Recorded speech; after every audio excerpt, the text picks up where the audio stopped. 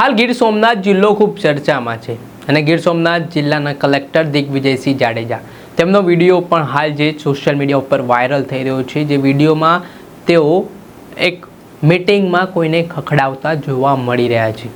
ત્યારે એવી પણ ચર્ચા છે કે પહેલાં તો એવું કહેવાય રહ્યું હતું કે દિગ્વિજયસિંહ જાડેજા અધિકારીઓને તતડાવી રહ્યા છે, ત્યારબાદ સામાન્ય જનતાને તતડાવી રહ્યા છે તે પ્રકારની વાત સામે આવી હતી અને હવે ગીર સોમનાથના ધારાસભ્ય વિમલ ચુડાસમાને તતડાવતા હોય તે પ્રકારની અલગ અલગ વાતો વહેતી થઈ છે।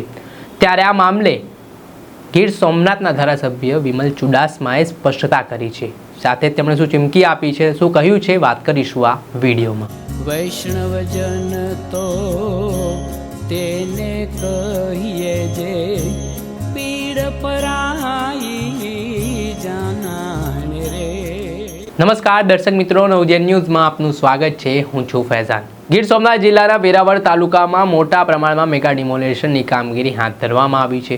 તેના કારણે ગીર સોમનાથ જિલ્લા કલેક્ટરના વિડીયો સોશિયલ મીડિયા ઉપર વાયરલ થઈ રહ્યા છે। એમાં ગીર સોમનાથ જિલ્લા કલેક્ટર દિગ્વિજયસિંહ જાડેજા એક મિટિંગમાં કોઈને ખખડાવતા જોવા મળી રહ્યા છે, પરંતુ જે બાજુ તેઓ ખખડાવી રહ્યા છે એક તેમનો જ ભાગ આવી રહ્યો છે, પરંતુ સામે કોણ વ્યક્તિ છે, સામાન્ય વ્યક્તિ છે, અધિકારી છે, કોઈ જનતાનો પ્રતિનિધિ છે, કોને ખખડાવી રહ્યા છે તે વાત સ્પષ્ટ નથી થતી।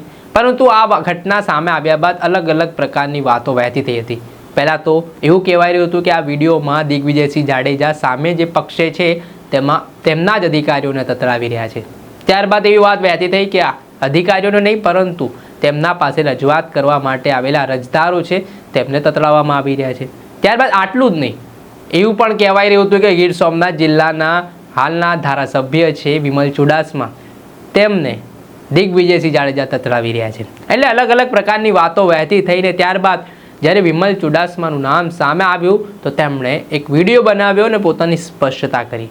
એમાં તેમણે કહ્યું કે તેમનો અવાજ 3.5 લાખ લોકોનો અવાજ છે ને તેઓ આવી રીતે અવાજ ના દબાવી શકે ને જે વિડીયો વાયરલ થયો છે તેમાં વિમલ ચુડાસમા છે જ નહીં ને તેમને તતડાવવામાં આવ્યા જ નથી, તો તેમના કલેક્ટરના હિતેચ્છુઓ દ્વારા વિડીયો ફેલાવવામાં આવી રહ્યો છે। પહેલાં તો શું કહી રહ્યા છે વિમલ ચુડાસમા તે સાંભળી લો।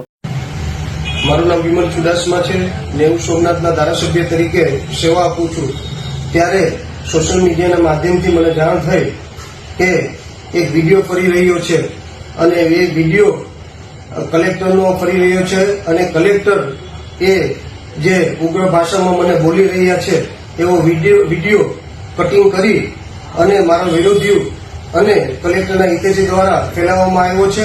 આ વાત તદ્દન ખોટી છે, કારણ કે આ વિડીયો છે 19/9/2024નો ગીર સોમનાથ જિલ્લાના ગીરગઢડા તાલુકાનો અને બાબરિયા ગામનું ગ્રામસભાનો વિડીયો છે અને આ ગ્રામસભામાં કલેક્ટર પ્રજાના ટેક્સના રૂપે પગાર લઈ અને ગ્રામસભામાં ત્યાંના સામાન્ય માણસને ધાક ધમકી અને ડરાવી રહ્યા છે એ વિડીયો છે। હું તો પ્રજાનો પ્રતિનિધિ છું, મને 3.5 લાખ લોકો મતદાર આપી અને નેવું સોમનાથના વિધાનસભાના ધારાસભ્ય તરીકે ચૂંટાઈને મોકલ્યો છે, ત્યારે મારો અવાજ એ 3.5 લાખ મતદારોનો અવાજ છે। એ અવાજ કોઈની તાકાત નથી કે વિમલ ચુડાસમાનો અવાજ દબાવી શકે। એ કલેક્ટર હોય, સચિવ હોય કે કોઈ પણ હોદ્દેદાર હોય ભારતીય જનતા પાર્ટીના, એ વિમલ ચુડાસમાનો અવાજ ન દબાવી શકે અને મારો અવાજ છે એ 3.5 લાખ મતદારોનો અવાજ છે। એ અવાજ 3.5 લાખ મતદારો જેવો જ નીકળે અને લોકોના હક માટે થઈ અને એ જે રીતે મારે લડાઈ લડવી પડે એ હંમેશા વિમલની તૈયારી હોય છે અને હંમેશા આપણો વિમલ ત્યાં લડતો રહી અને જે પણ હોય આવા તો અન્ય કલેક્ટરો, ઘણા બધા કલેક્ટરો આવ્યા છે અને જે પણ ભારતીય જનતા પાર્ટીના એજન્ટ બનીને આવ્યા છે, આ એજન્ટોની કોઈની તાકાત નથી કે વિમલનો અવાજ દબાવી શકે અને મારી સાથે મારી 3.5 લાખ મતદારો છે અને સમગ્ર ગુજરાતના લોકો મારી સાથે છે।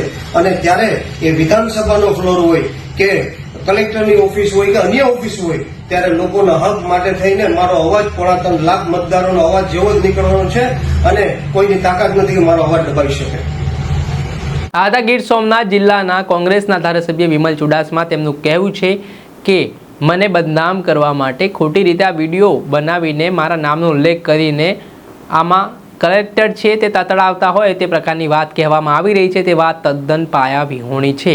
હવે તો એક મોટો પ્રશ્નાર્થ એ છે કે હાલ જે જિલ્લા કલેક્ટર ગીર સોમનાથના છે દિગ્વિજયસિંહ જાડેજા તે કોને આવી રીતે તતડાવી રહ્યા હતા. અને આ મિટિંગમાં જે ખુલાસો થયો છે કે ગીર ગઢડા તાલુકામાં ચોથા મહિનાની આસપાસ 2024માં મિટિંગ યોજાઈ હતી, તે દરમિયાનનો આ વિડીયો છે જે હાલ આ દિવસોમાં ખૂબ વાયરલ થઈ રહ્યો છે. જે વાયરલ થયેલા વિડીયોને લઈને વિમલ ચુડાસમાએ પોતાની સ્પષ્ટતા મૂકી હતી.